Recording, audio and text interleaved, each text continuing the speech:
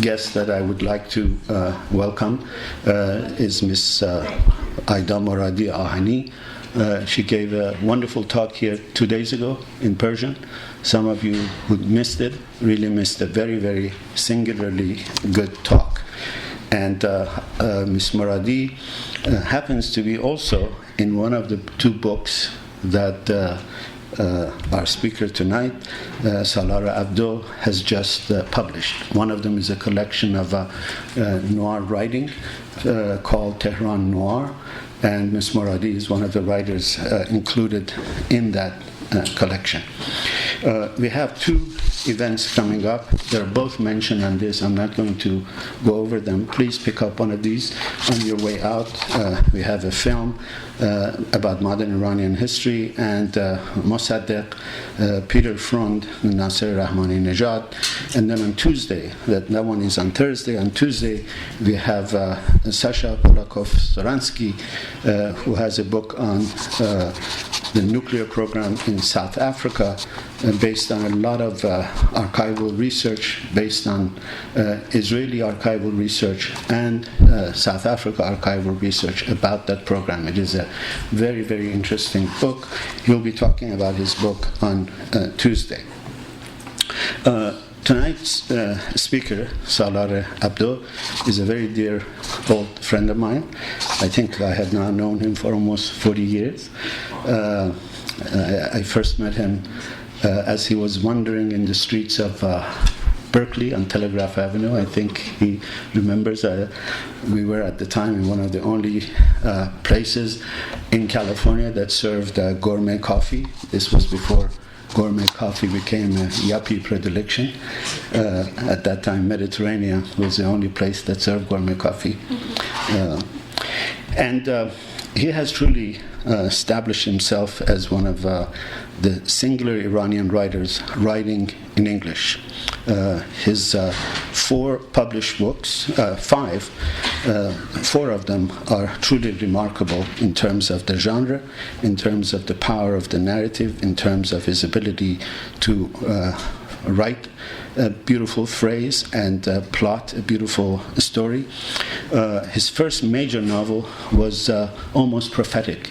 It was called The Poet Game, and it predicted essentially the radical attack on New York, the Islamist terrorist attack on New York.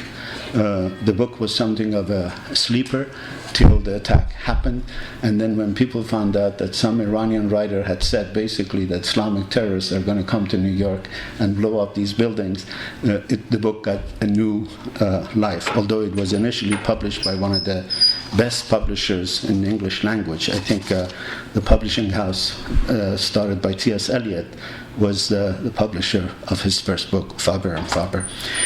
His opium book called Opium, not his opium, the book called Opium, talks about the opium trade on the borders between Iran and Afghanistan.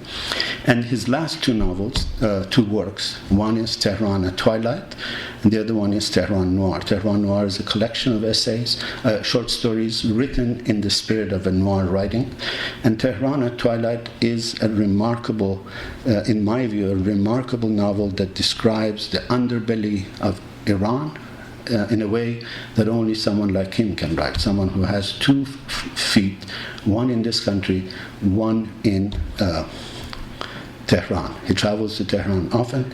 He is the director of the MFA Creative Writing Program at City College of New York, the campus at Harlem. He is the definition of an Iranian cool, hip, noir writer. So, Mr. Salar Abdoh.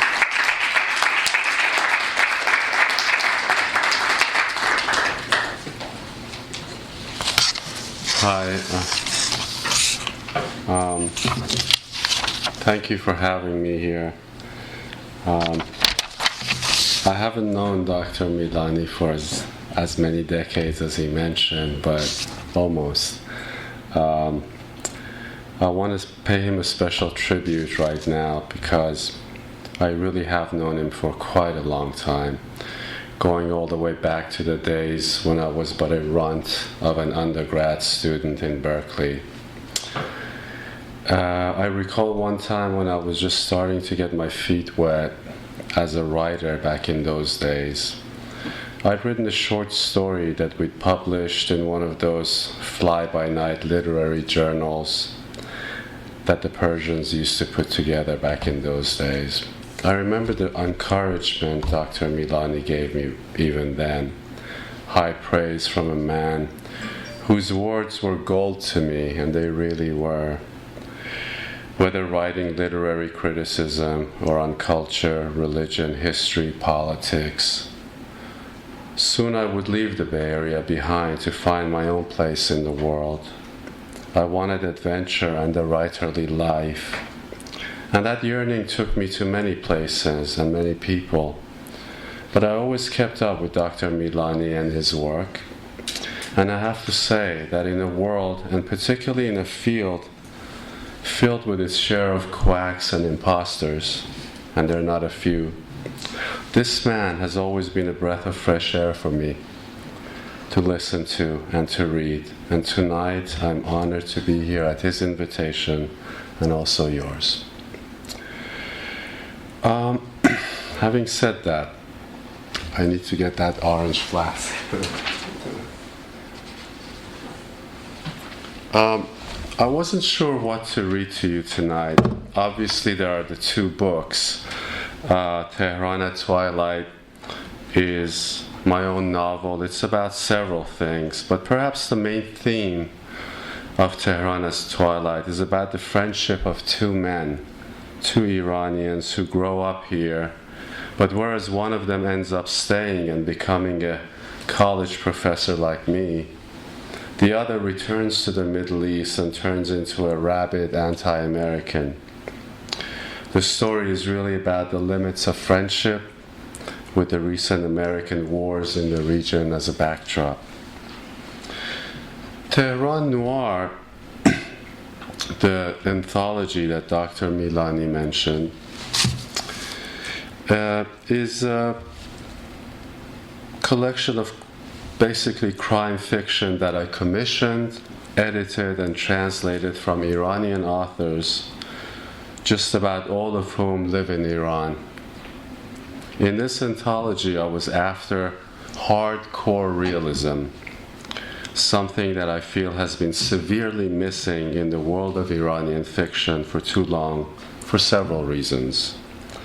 And I touch upon why that is in my introduction to the anthology. But I've decided not to read from either of these two books right now, although we can talk about them at length after I read what I'm about to read to you. Rather, I'll read from a recent essay that kind of reveals what I've been involved in these days and where my life and writing is taking me now. In many ways, this essay also complements the two books and shows my various preoccupations. It is titled Gilad, which is someone's name. So I'll just read that to you.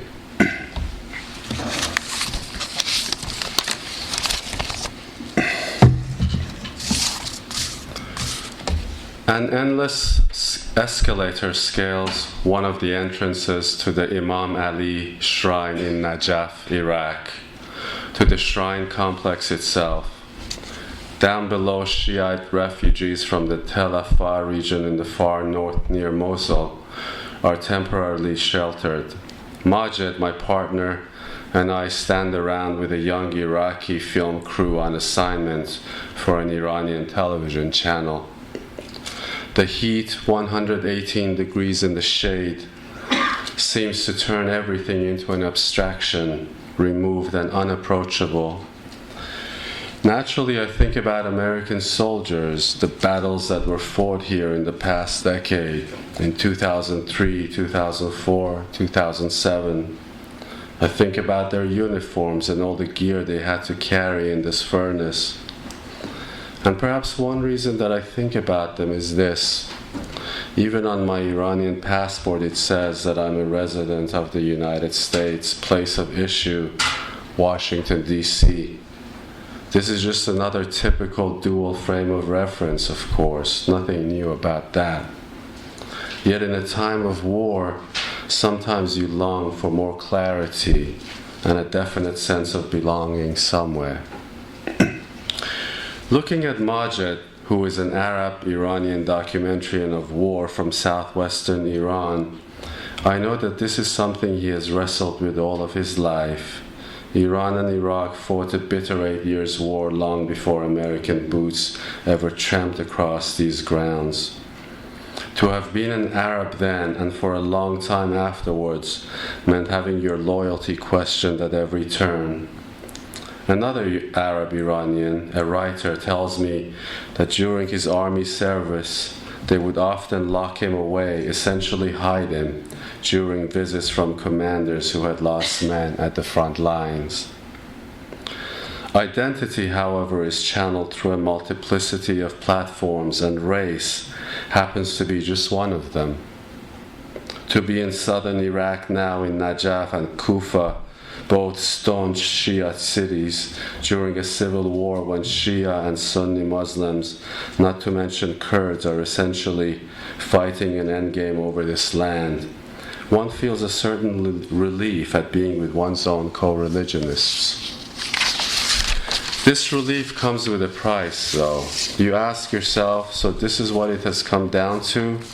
Can I really be this glad to be safely tucked inside Najaf and Kufa with fellow Shia instead of being 40 miles out in that inhospitable desert where bullets and knives await whoever happens to have the wrong first name? Yes is the answer. On that long escalator ride at Imam Ali, there's plenty of time to give oneself over to such thoughts. I look at Maj's pensive face again, looking back at me from a few steps up, and I know he's thinking the same thing. We're thankful to be here amongst our own and to be safe. And yet, for those of us who occupy two worlds, at least on paper, there's always that sense that things could fall apart any minute. Even here, one of two passports that you own could be taken away, or maybe both passports.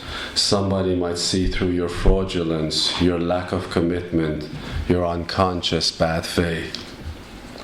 We are here to film the volunteer Shiite fighters organizing to defend their homes and families against ISIS, the Islamic State of Iraq and Syria. There are, of course, absurdities that usually accompany such endeavors. This morning, for instance, in our semi-decrepit hotel room, it dawned on Majed that if he managed to go north with the men, we may be asked as their Iranian guests to lead one of the prayers. We both know how to pray in private and quietly, but we're certainly no experts. What if I recite something incorrectly? What if I misplace a word or forget a segment? This pushes me to frantically Google the Shiite prayer in order to make sure I have it down cold before I go anywhere. But there's also this. I find my Googling of the Shiite prayer not as something hilarious to laugh at afterwards with friends and readers. This is not one of those humor travel accounts. Way too many people have died here on these battlefields in the past several decades. And I myself am too close to the subject. I'm not some unattached traveler slumming it in the Middle East, rather precisely because I'm an Iranian. I must get things right, show respect, cover all the bases. 10 days after those everlasting escalators and Imam Ali's shrine, Imam Ali, who is the first Imam of the Shia and the namesake of my father, one of my brothers, a nephew, an uncle, and any number of cousins and second cousins. Again, I find myself at a place of worship, this time inside a synagogue in the Iranian capital, Tehran. on a late Saturday morning, listening to one of the community leaders giving a brief talk against, of all things, palm readers and fortune tellers. When the congregation gets ready to pray, I am politely asked to leave because they don't want the authorities to wrongly assume there is any proselytizing going on in here. I only have to walk across the street from the synagogue to be inside my own apartment. Chance has it that the research I have been doing for a few years with a colleague at the City College of New York about a group of Polish Jews who were saved in Tehran during World War II has brought me to this very synagogue that happens to be directly across from my home in the heart of Tehran. The locals have just shown me where the Poles used to sleep in the basement of the synagogue and where they built their own annex for prayers next to the main building. For a writer and researcher, it is an incredible stroke of good fortune to find that which they've been looking for to be right under their nose. It's also a bit discombobulating, because as a constant traveler in the world, as someone who must frequently negotiate more than one place and identity, you also learn that accidents can happen, and those accidents are not always so fortunate. Excuse me.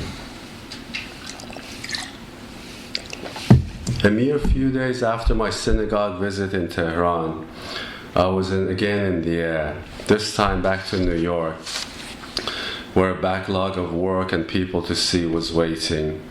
On a bus to Boston to see another writer friend from Iran who had been given a much-deserved and appreciated residency at Harvard Radcliffe, I received a sudden text message from my research colleague, Michal. We had not communicated much through the summer, a time when we were both usually in the Middle East, she in Tel Aviv and I in Tehran. I had been eager to tell her more about the synagogue visit and its association with the Jewish refugees of World War II. Michal's father and aunt happened to have been two of those Polish Jewish children who had been saved in Iran before being sent on to mandatory Palestine.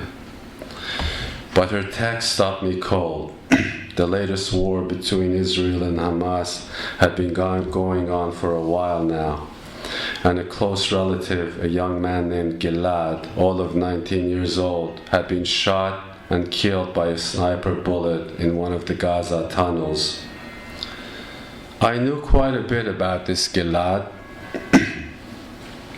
After years of working on the same book project, Michal and I were more than just colleagues. We knew close details about each other's lives and our families. And, ironically, since both of us are Middle Easterners and spend major chunks of each year in our respective cities, we have a distinct understanding and experience of the world that is hard, if not impossible, to share with most of our American associates in academia. Michal wrote in her follow-up text message, "My family is in ruins. Things will never be the same after this." In that Greyhound bus to Boston, the numbness I had begun to feel from this news slowly turned into a feeling of hopelessness. Iranian friends had been posting increasingly graphic images of death and destruction in Gaza in the past days. Sometimes these postings seem more like a game of one-upmanship to show who can post the most terrible images to convey the suffering.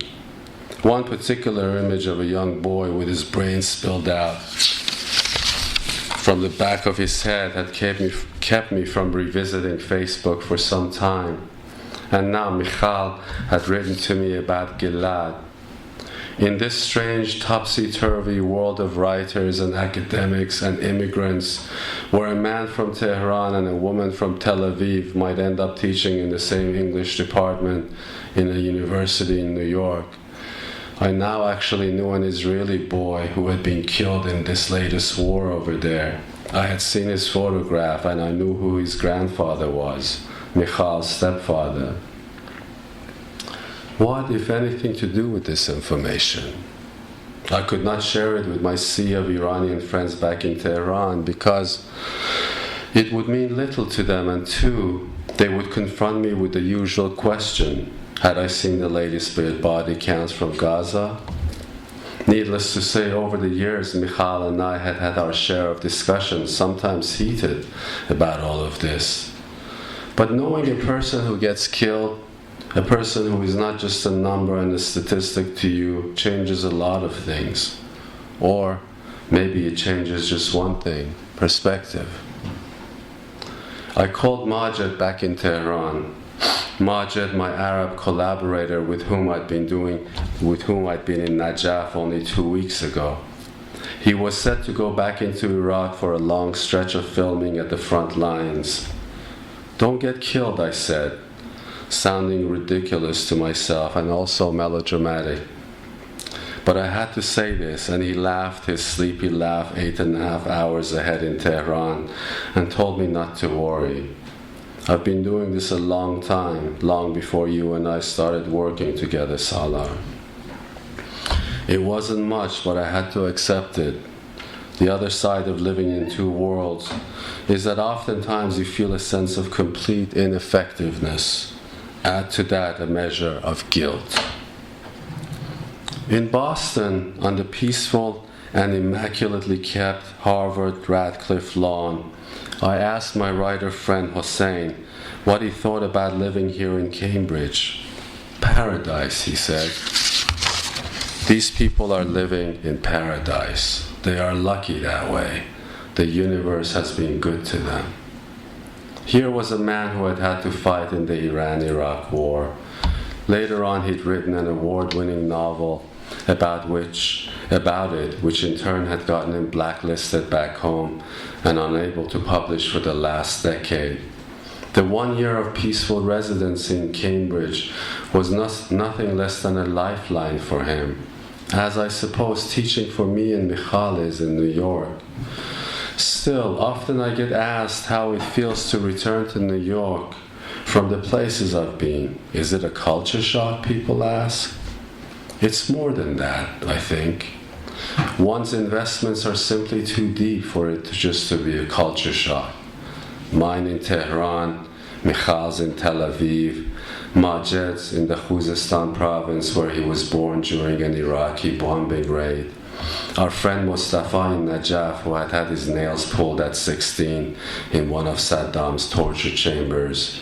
And that man in Khan Yunis who lost 26 members of his family in a missile attack during Ramadan. So, whenever I'm asked how it feels to be back, I return to details, to exact moments and emotions in particular places, to Najaf and that warm sense of shelter and security on the Imam Ali escalators, to Tehran, where as late as 2014, the lights at the local synagogue burned brightly several times a week, or to that feeling of dread and powerlessness while riding a bus to Boston and telling Majid to watch his back as he prepares to re-enter the front lines in Iraq. Above all, I think of individuals. I think of their names, faces, and photographs, and I think of Gilad. Thank you.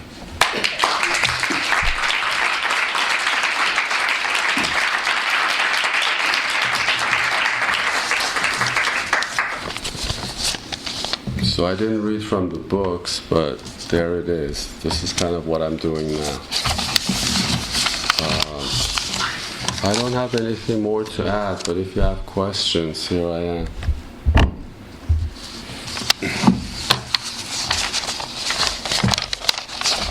Yes.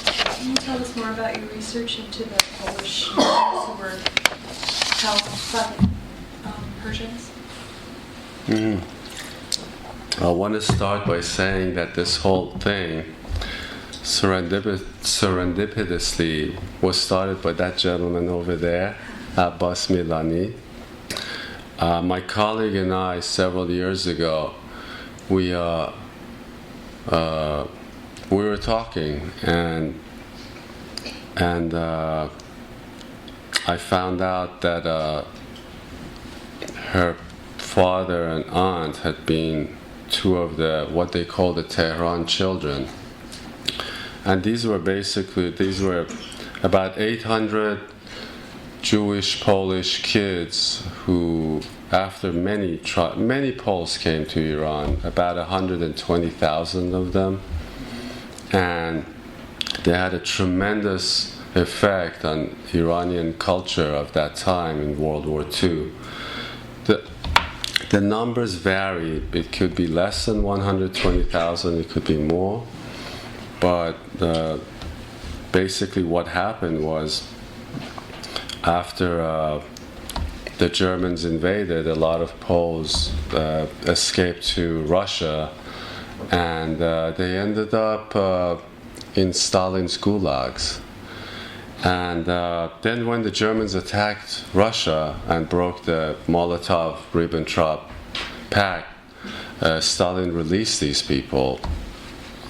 And they sort of just any way they could, by walking, however they could, they started coming south. And then they ended up in places like Uzbekistan, and I've been to all the places they were at, and I researched it at length. So the Anders Army was forming at that time. Which basically joined the British forces, and they were instrumental in the North Africa campaign, but particularly Italy. So a lot of these people, what happened?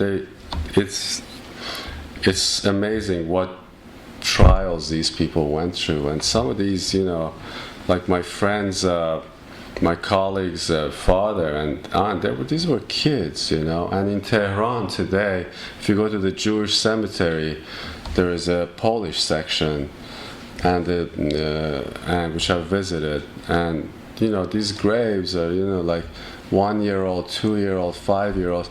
Imagine you're a kid and you're in Stalin's gulags in World War II, and then you come thousands of miles, and then you go to the port of Krasnovodsk on the Caspian Sea, and you end up in what was then Bandar Pahlavi, today's Anzali, and then so I've read a lot of these accounts of the Poles, not necessarily Jewish, and I found some Poles and I interviewed them. There's particularly one lady in Tehran still, and they really talk about the kindness of Persians as opposed to everything that they had been used to until then. But to go back to what you asked is, at that time when we became aware that we could do this, I turned her attention to an article Dr. Milani had written about the Tehran children as an answer to this ridiculous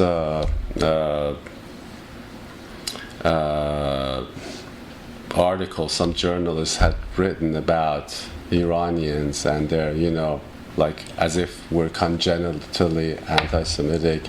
And Dr. Milani very correctly argued that you have no idea what you're talking about, but more so than that, here is the case of the Tehran children. So I followed that, I've been following that, and now the project is coming to its end. I've actually finished writing my end of it, which is far less than my colleagues. And it's one of the bright, shining moments for me in Persian history, actually. It's not that, Iranians, from all the archives I've looked at, and I haven't looked at that many, because actually the best archive of all about that history is right here at Hoover Institute, ironically, yeah. And I called Hoover, I wrote to Hoover, the Polish the person in charge, and I said, look, there's about 5,000 documents in Iran today, declassified documents. Do you guys want it? You'll have to buy it, but they didn't take it, but I think they should, because it's a part of the history that they've been. But the archives, the richest archives about that history is actually right here in Stanford. But that all really started, I mean, when I say I owe this gentleman a lot, that, all these decades I've gone back to him. He's been a source of inspiration, and this project also, the Tehran Children Project, which for me is a really important, because, and I write in the book. One of the reasons it was important for me to write this book was started at the darkest days of the Ahmadinejad years, the absolute darkest days. And, this guy was going around denying the Holocaust left and right. And for me, this was actually a personal crusade, if you will, to show that, hey, not only you're full of it, but actually Iran had played a big part, a huge part, not a huge part, but it was definitely a history that affected Iran in a great way. And it affected Iranian culture in many ways too, because suddenly, beyond the Jewish question, because suddenly, you had these women who were in Tehran working as doctors, pharmacists, and marrying sometimes into the homes of the wealthy and teaching them how to do modern makeup or how to wear modern clothes. So it really, our book is not about that, but that's actually for scholars, and I'm not a scholar, but for scholars, that's really rich material to work with about the effect. Khosrow Sinai, many years ago, about in the mid-70s, he made a film called something Requiem, I don't remember what it's called. The Lost Requiem. He made the Lost Requiem about the Poles in Iran, but there, I think, particularly with those declassified documents, and with the declassified documents, when you examine them, you see that the Iranian, government had you'll see, the guy from the foreign ministry actually goes and visits these Polish Jewish children who are being, some of them are being kept. They were in camps, but some of them were actually, the Jewish population of Tehran helped them tremendously, and there are records of that. And so it's like for me, it was a beautiful personal thing. I had little, my part of the portion of the book obviously was far less than my colleagues, because it was her family, but it actually opened up a whole new world to me that I didn't know existed.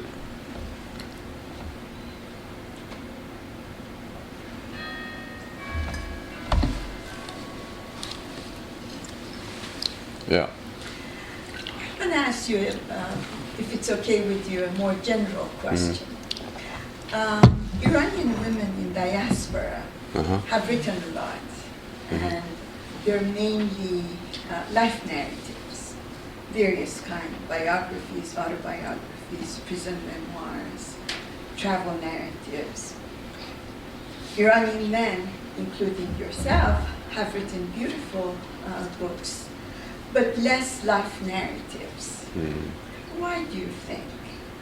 One, and two, how much of your work is autobiographical?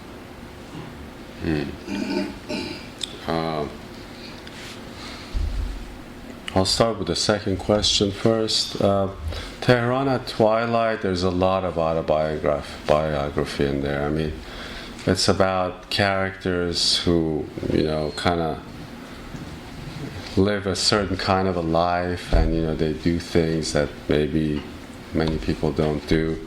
It's not necessarily my life, but it's people I've known who kind of, they have that romantic notion of, if you want to be a writer, you have to go out there and do dangerous things or whatever. I don't suggest it, but I know guys like that. The guy I mentioned in this essay, he's kind of they're adrenaline seekers. But also, there are many other things that happen in that book. For instance, there are many sub-themes, and as a writer, I always question people's motivations about everything, even people who are out there supposedly doing good things, fighting for people's rights, whether it's the Green Movement or women's rights or whatever, because, who knows why people do the things they do. So in that book, there is a journalist who goes out of her way, for instance, to be imprisoned in the Islamic Republic for a while, thinking that if I get thrown in jail for a while, I'll write a book, and maybe win a Pulitzer. I know people like that. They exist. We joke about them in Tehran all the time. But it's sad. It's just depressing. I know filmmakers who are like that. I know university professors who are like that. So, as a writer, I have to, if I'm honest with myself, I want to write about that. I want to write about the motivations behind the motivations, right? So, and the best way to tap into that is to tap into myself. But it's not necessarily my life. It's like a conflation of lives that I know. And that's that. About the narratives, it's a really good question, and it should be a subject of an essay or a book. I think when, after the revolution, and Iranians came here, first of all, I think women just had a lot of narratives to tell that had been bottled up for a long, long time, right? And I think also from what I've seen, like the gentlemen, a lot of times they're just busy doing other things, being engineers or whatever it is they do.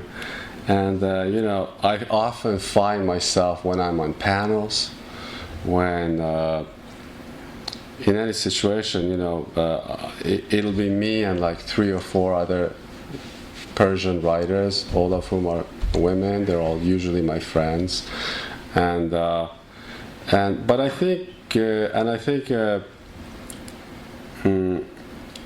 this has been written about. I think the first wave of people who started writing, they just needed to get their personal narratives out, the things they went through in the revolution and stuff like that. And in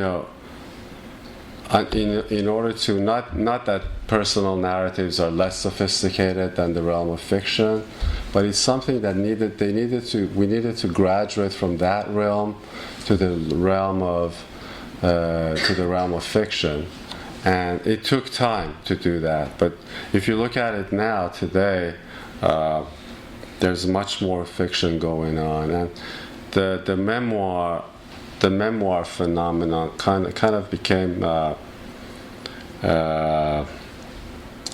it became saturated.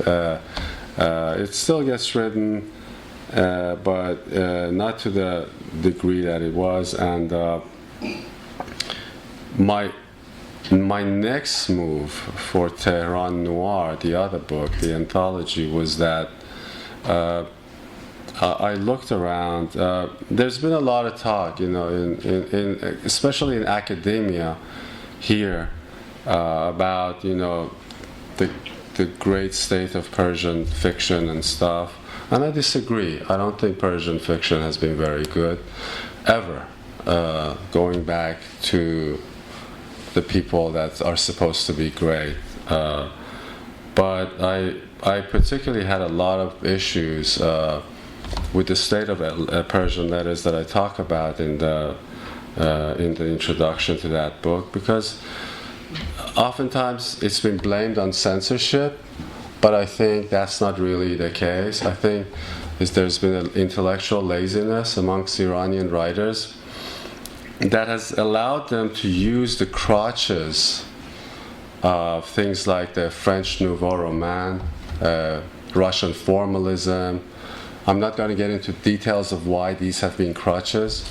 And it's sort of a derivative magical realism that's just doesn't move me at all. And I thought, there's a lot of stories to be told in this country. This country is just bursting with stories, and nobody's writing them. And every time you say something, they talk about, censorship or this or that. And I started talking to writers, and I realized a lot of writers who win the big awards, like the Gold Shiri Award and stuff, said, describe this building to me, describe so-and-so's face, and I realized they couldn't do it. They simply did not have the skill to do it, and there was no one ever there to tell them you can't do it. So I thought, all right, here's where we start. We'll start with a workshop with these writers, but I knew I had to go beyond the writers. One of the lovely young writers of the collection is here, Aida, and there's several other well-known writers in the collection. But I wanted to go beyond just writers. I have a lot of friends out there, journalists, crime beat writers, war reporters, and all of these people have incredible stories to tell. And I thought, one way to get past this wishy-washy minimalism or magical realism is to get people to write about real subjects, just to lay it out there. The kind of symbology that's been the norm, God bless them. There were a couple of workshops for a long time in Iran, and they did some good things. But one of the things they did that I don't think was so good was they emphasized, if you're going to write something, don't say it straight up. Use symbols. So I was working with really well-known writers, and I said, well, who shot the bullet? This is a crime fiction. Who shot it? He said, well, I wanted to leave it vague. I said, why do you want to leave it vague? I want to know who shot the weapon. Or, for instance, there was absolutely no attention to the details of, they would jump from one scene to another without making a bridge. And no transitions. Nobody has ever talked to them about, hey, you need to have transitions. There's such a thing called transitions. And it was all about symbology. Symbology is not a bad thing to me.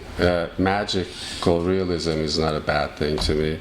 Minimalism is not a bad thing to me. There's been great writers out of all these realms. But I was trying to get people to write about Tehran in the hard-boiled realism that exists, that city is. And I think we succeeded.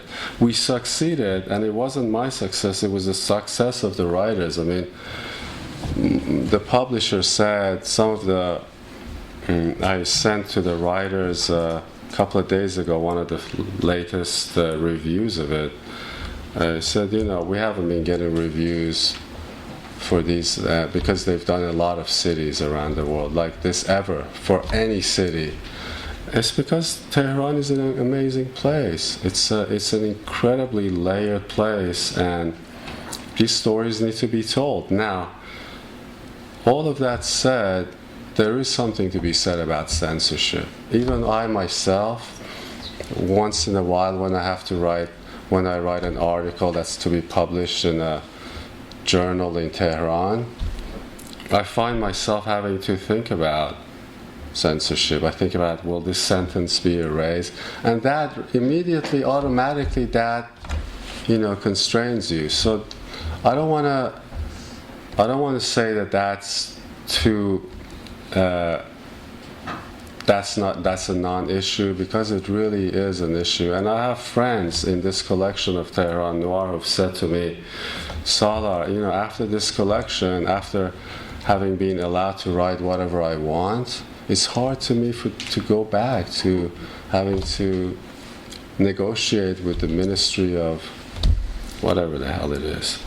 So it's complicated, but I think Iranian writers need to be more responsible about telling it like it is and not hiding behind, it's interesting. What happened recently was this. May he rest in peace, the great Golshiri. Jafar Modarres Sadeghi, he's a writer, Iranian writer.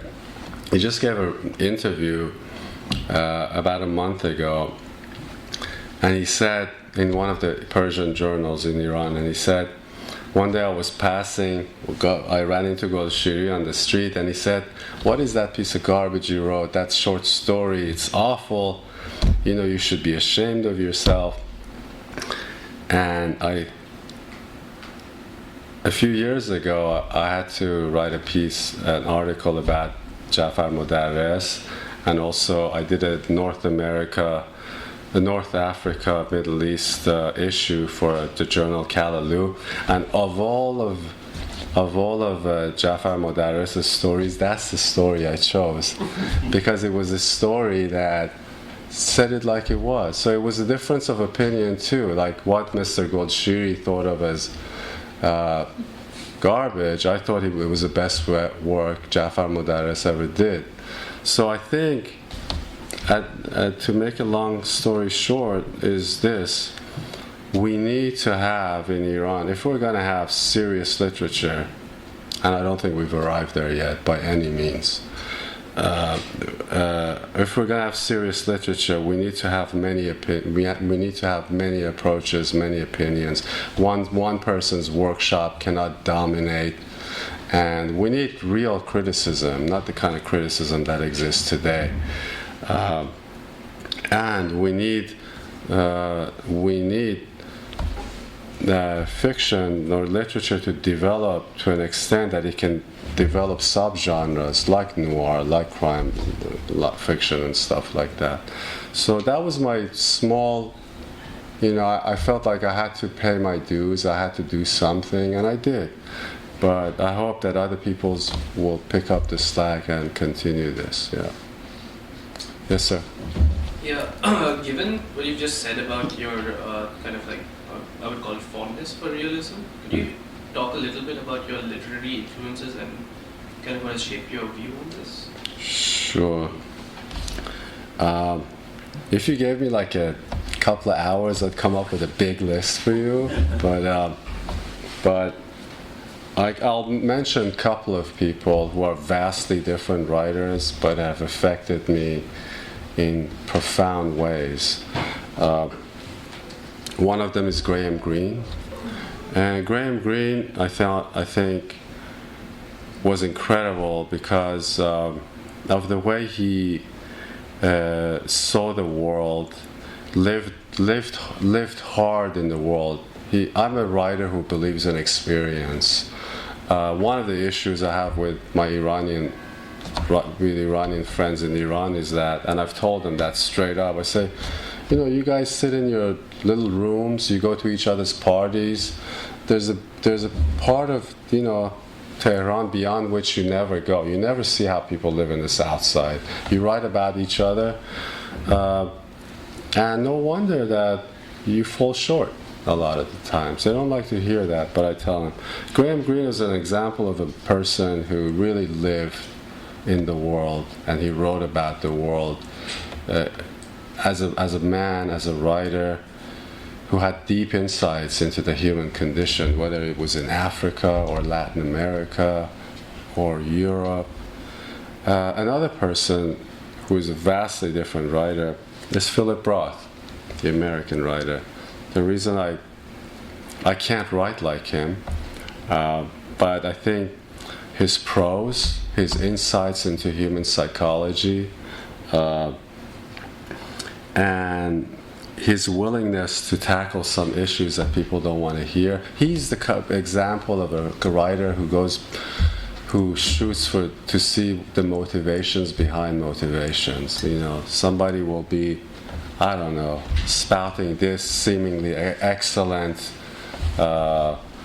cause, and as a writer he'll say, you're full of it. You're doing this because you want to, you want to look good, or you want to get girls or boys or whatever. It's like, I think a writer's responsibility for me, one of it is to just put a mirror in front of people and say, this is how it is. This is what we are. And the best of writers do that in this world. So those are two of many, many, many influences I've had. Yeah.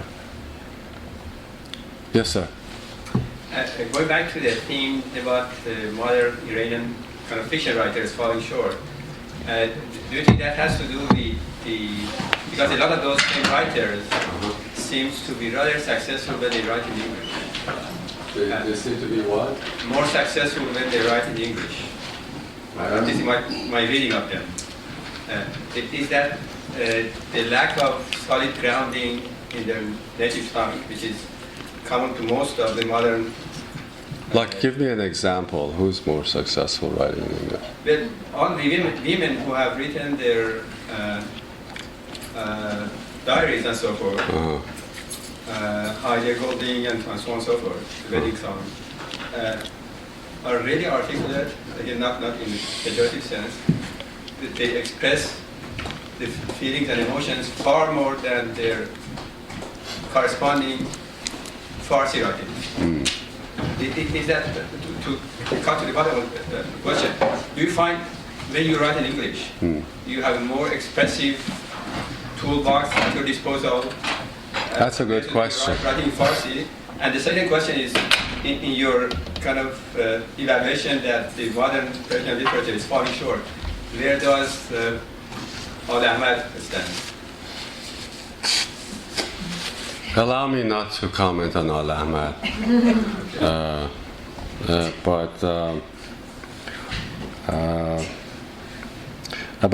But your question about Persian, you're basically asking me a question about Persian as a language. Whether you find it as expressive as English is when you express your... I love the Persian language, particularly when I read the classics. But there is no doubt in my mind that the house of fiction is such that the English language that complements it incredibly. One reason is the awe-inspiring number of words that exist in English. But I think beyond that, I think this requires an essay about just the structure of Persian, the way verbs place themselves, and many other things. I don't think Persian necessarily falls short for fiction or for prose writing, because we've had amazing prose in the past, whether it's Tarikh Bayhaqi or the short works of Sohrawardi or all of these people. These people could write. And they had command of language that went beyond Persian. Arabic is certainly a language that I respect highly. But I think we haven't had in Persian the kinds of writers who would kind of transform the language and bring us into the new era of. And I don't know if it could happen. I don't like. It's easy to say we need a couple of writers we need an Ezra Pound or this or that. It's easy to say, easier said than done. But I don't think that's happened. So I find myself, as far as wanting to write Persian, my dream is I have books in mind that I would like to write in Persian, but it won't be easy. I think it is a matter of language and also a matter of just sustaining long sentences. It's very hard to sustain that in Persian, from my experience. Maybe I'm mistaken, but the sort of long sentences, for instance, that Philip Roth, as an example, sustains, or like Proust sustains in French, I have my doubts, but I'm not a scholar, so It remains to be seen. I just want to see some great people of letters in Persian who would just really transform fiction and also non-fiction, because I think I've spoken about this before. You really need to live in a democracy to write good non-fiction. The non-fiction you read in Tehran, it's a lot of it is sophomoric, but a lot of it's sophomoric because of the situation. You just can't write about reality in a meaningful way if you're worried about being censored all the time. And so what happens is, I called it a language of blogging language. I see it all the time in Persian journals. People write as if they're writing for their friends and acquaintances. It doesn't have the gravitas that I need. And as far as criticism goes, I mean, that's just appalling. The state of criticism in Iran is just absolutely appalling. And until we have critics who really... they read a lot in Tehran. A lot of things get translated. That's not the issue. But we need people who write criticism honorably and honestly, and hold writers to high standards. That has not happened yet. Yeah. Yes, sir. I really enjoyed your books. Thank you. Really impressed with the candidness, as you said, in Tehran Noir, especially in those stories. I have so many questions. First, are the writers okay now for having written so bluntly about sex, drugs, profanity, writing against government officials, on and on? And secondly, do you ever plan to publish the Farsi version, the original Farsi, especially because hoping that it will influence and inspire more writers to write like that? Yeah. Even if I know you can't publish it in Iran probably, but it'll find its way to Iran. What was the first question? Are the writers okay? Are they you said some of them live in Iran. Yeah, I think I live a good, maybe not half of my life, but almost half of my life in Iran, and one of the issues I have about some of the memoirs that get written about Iran and some of the films that get made about Iran is that they make it out to be like this dungeon, which it's not. It's not. It's a very sophisticated society with high levels of education, and there are all kinds of things going on, right? And I think in Tehran Noir you see that. If it wasn't that kind of a society, you wouldn't have these stories, right? So in a society like that, first of all, the government has bigger fish to fry. They have other things to think about rather than, who wrote this story about prostitution or the drug trade. They don't like it.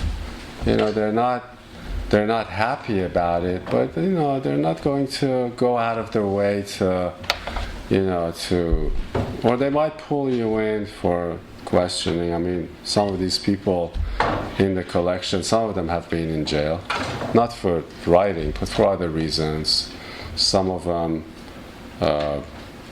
get pulled in once in a while, and it's just kind of a way of life. But it's not like, oh my God, we wrote this and now it's the end of it. No, and also Iran has changed tremendously. I mean, I get pulled over in Tehran all the time because I have a motorcycle, and motorcycle riders are looked down upon. They're like from the lower, and the cop will stop me, or 10 cops sometimes stop me, and I just kind of banter with them, and I just get away with it, and that would never happen here. But it's like, I don't want to say that the Islamic Republic things are okay, because they're not. But people are, and I'm not even sure if it's okay to get used to certain things. I don't know if that's a good thing. but people have sort of learned to negotiate things. And so something happens, and maybe somebody applies a little pressure, and then you apply a little pressure back, you know?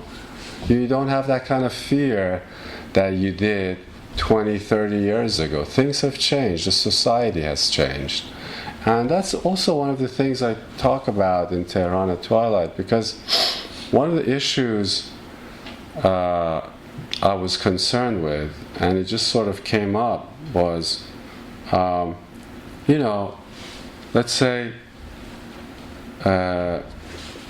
in the 1980s, you know, you're a instrument of the regime, and you know you're applying that pressure in the most horrible way, right? And then 20 years later, you're a reformer.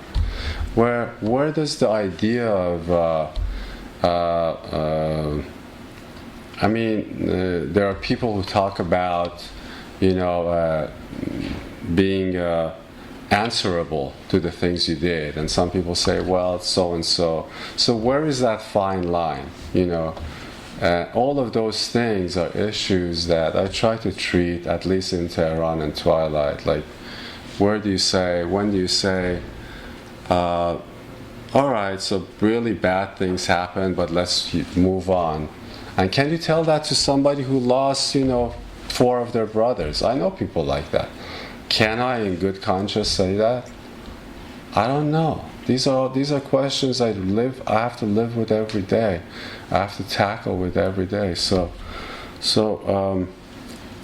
But as far as the writers go, I mean, it's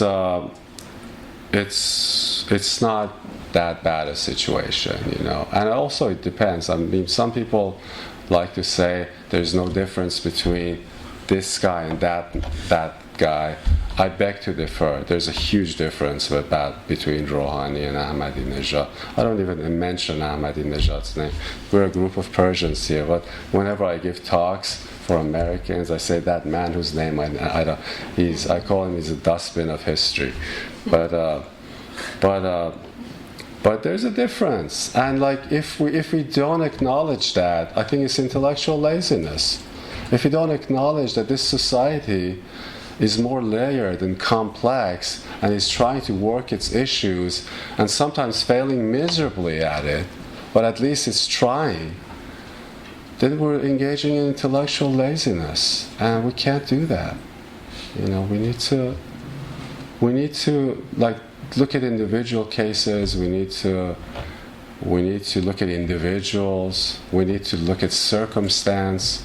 And these are deep philosophical questions.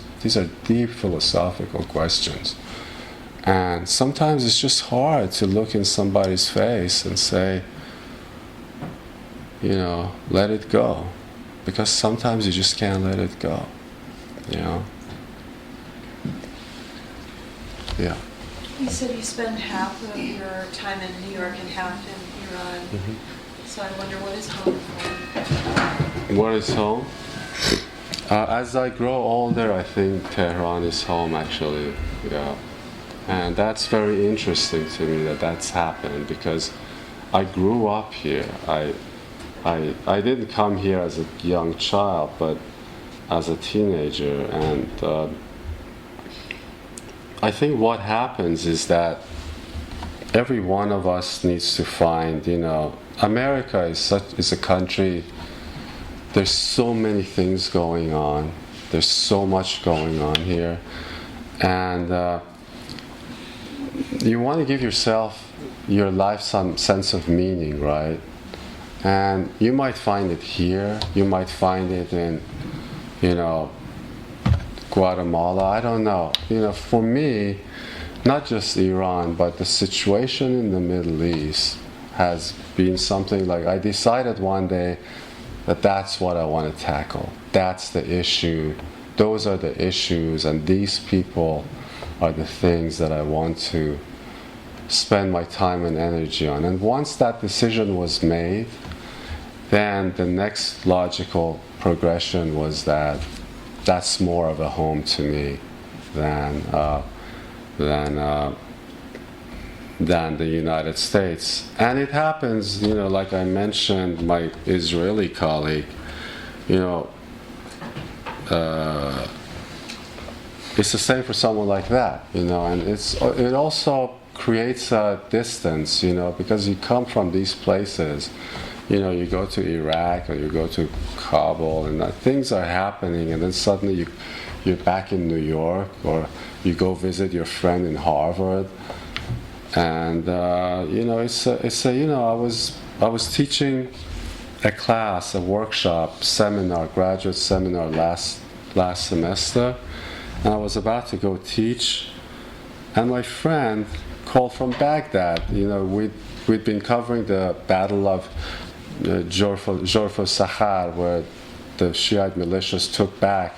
The Americans basically conceded for a decade this area 60 kilometers south of Baghdad to Al-Qaeda in Iraq, which then was handed to ISIS. And then these Shiite volunteers went and took it back in 2 days. And my friend was filming it, and he called me as I was about to go teach, and he said, you know, I was there. The sniper had his sight on me. I moved a finger, he would shoot, and I didn't know what to do. I smoked my last Bahman cigarette. Bahman cigarettes are about this big from Iran, you know. And I just had to decide. I had to take a chance, because this sniper rifle, apparently the American magazines have 15 bullets and the Russian ones have 10. And after he had shot his 10, I decided to take my chance. If he had had the American magazine, I'd be dead. So he's telling me this, and then 2 minutes later I have to go teach a class of graduate students about creative writing. And that dissonance, it kills me. You know that? Why don't you live in Europe? So why are you living here still? Well, I'm not finished here yet, but God willing I will, but not quite yet. I have things to do here, including a kid, you know, I need to take care of. But that dissonance is definitely jarring, and it's not just me, it's a lot of people. So what happens is that us immigrants, a lot of times, no matter where we are, you know, like, I have so much more in common with my Israeli colleague, and that's the person who's my interlocutor in New York City, rather than, you know, many other people. And that's kind of beautiful, actually, and that's the beauty of America, because you come here and then there are people from all over the place, you know. You're not going to get that in many other places. There's a homogeneity and uniformity in many other places. And, you know, America, despite many of the issues I have with it, at the end of the day, it embraced us, you know, after the revolution, my dad, my family, and, you know, you can't forget that, you know. My home might be elsewhere in my mind, but, you know, I had a debt to pay to the Iranian writers. I had to do Tehran Noir. And I have a debt to this country too, you know. I can't just say, oh, America this, America that. They don't know what's going on in the world, you know. All of these things are, you know, deeply complicated issues for me, and the only thing I can do is be honest with myself and not to blame anyone categorically, whether it's a lot of these Shiite, you know, American intelligence calls them terrorists. I've met them. Maybe some of them are, but a lot of them aren't. They're just protecting their families. You know, like, you have to. I try in everything I do, whether going out there in the field or writing, I just try to find that core of honesty. And that's what I was trying to say to the Iranian writers. Find your core of honesty, you know. Don't put the food in your mouth like this. You know, just put it in there, you know. And that's you know, great fiction, great literature is simplicity. All of the great Iranian and Persian writers knew that. All of the great prose writers knew that, and they did it. Yes? In fact, my question might not be much related, but as you mentioned Ahmadinejad's name quite a few times, and you tried to put him last enough the history. Yeah. I personally think it's not wrong to concentrate more on him, because I don't know how Wright was the rumor. A few years ago, I got a few messages from here and there that his first religion was not Islam. And he I heard about that. converted from different religion. And his speeches were quite inflammatory in a very wrong time of the history of Iran, and it really was quite damaging to the foreign policy of Iran. So, what do you think if there is more, concentration and pause on him rather than throwing him down? No, I don't want to concentrate on that guy. And if I see him face to face, I'm going to kick his ass. That's what I'm going to do. Well, I don't want to focus on him at all. I'm not interested about in the him. intention behind the intention. That's why I was thinking that. No, and also let's what say. he said, there was different intention. No. What he said. Yeah, even if like there was a rumor about him being of, what a background, but so what? It's his actions that speak, right? And his actions damage Iran and Iranians. That's what I meant. Yeah. No, I don't want to give him the light of day. I don't want to give him and his people the light of day. And sometimes the best thing to do is just ignore them. These guys thrive. They flourish on creating situations, on creating scenes where they're seen and they're given their due on stage. I don't want to give him that. I know what I do to him in a face-to-face, but I don't want to give him time of day. He's not an interesting man to me in any way. His history is not interesting to me. What he has to say is not interesting to me. And he really, really damaged Iranians and Iran's place in the world for a long time. I can't say that he was just like a one lone wolf, but his every way you look at it, again, it's that intellectual laziness to like. I remember I used to beg my friends, intellectuals in Iran. I said, go vote during the Khatami times. Go vote. No, they're all the same. They're not all the same. They used to say, oh, let us vote for him, let Ahmadinejad win, so we'll know where we stand. Well, you saw where you stood, So I think I have so many issues with the I mentioned it in Tehran Noir. I have deep issues with Iranian intellectuals going back way before the revolution, with the Iranian left. Certainly with Hezbollah today and its inglorious history in Iran, and oftentimes, not always. And these things need to be. These are the things that need to be talked about, need to be exploited, and Iranians need to be able to. Iranians like us need to be able to sit down and talk to each other and agree to disagree, But someone like Ahmadinejad, I'm not interested in him at all. Yes, sir. I think the happy idea of Salar Abdoh punching Ahmadinejad is a good place to end this discussion.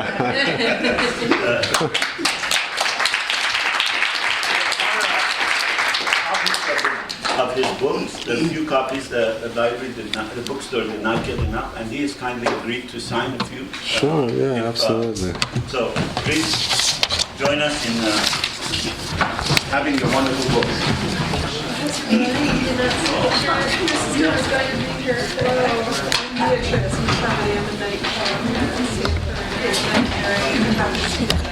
Hello.